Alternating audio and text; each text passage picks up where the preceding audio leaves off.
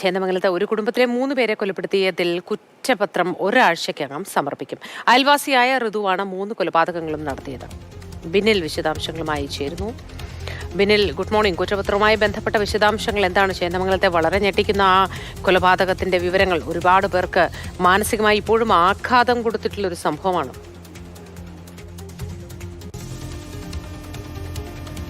മോത്തി, അത് തന്നെയാണ് വലിയ ആഘാതമുണ്ടാക്കിയ ഒരു കൊലപാതകത്തിൽ എത്രയും വേഗം കുറ്റപത്രം നൽകുക. പോലീസിന് മുന്നിൽ 90 ദിവസത്തെ സമയമുണ്ട് എങ്കിൽ പോലും അതിന് കാത്തു നിൽക്കാതെ എറണാകുളം റൂറൽ പോലീസ് ആ ജില്ലയിലെ ഏറ്റവും പ്രമുഖരായ പോലീസ് ഉദ്യോഗസ്ഥരെ എല്ലാം ഉൾപ്പെടുത്തിക്കൊണ്ട് ഒരു ടീമുണ്ടാക്കി എത്രയും വേഗം കുറ്റപത്രം നൽകുക. ഋതു ജെയിനെ ഏറ്റവും വേഗത്തിൽ വിചാരണ നടത്തി പരമാവധി ശിക്ഷ ഉറപ്പാക്കുക. അതാണ് പോലീസ് ഉദ്ദേശിക്കുന്നത്. കാരണം നാടിനെ നടുക്കിയ സംഭവമാണ്. അയൽവാസി തൊട്ടടുത്ത വീട്ടിലേക്ക് ഓടി വരുന്നു. ആ വീട്ടിലുണ്ടായിരുന്ന 4 പേരെ ആക്രമിക്കുന്നു. അതിൽ 3 പേർ മരിച്ചു.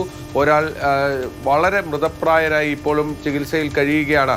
അയൽവാസികളായ വേണു, ഭാര്യ ഉഷ, മകൾ വിനീഷയുടെ ഭർത്താവ് ജിതിൻ എന്നിവരാണ് ഈ ആക്രമണം നേരിട്ടത്. അതിൽ ആദ്യത്തെ 3 പേർ അപ്പോൾ തന്നെ ആ വീട്ടിൽ വെച്ച് തന്നെ കൊല്ലപ്പെടുകയും ചെയ്തു. എന്തായാലും ആ പോലീസ് വളരെ ഗൗരവത്തോടുകൂടി ഈ വിഷയത്തെ കാണുകയും എത്രയും വേഗം വിചാരണ പൂർത്തീകരിക്കുക എന്ന ഉദ്ദേശത്തോടു കൂടി തന്നെയാണ് ഒരാഴ്ചക്കകം ഇതിന്റെ കുറ്റപത്രം നൽകാനുള്ള നടപടികളിലേക്ക് പോകുന്നത്.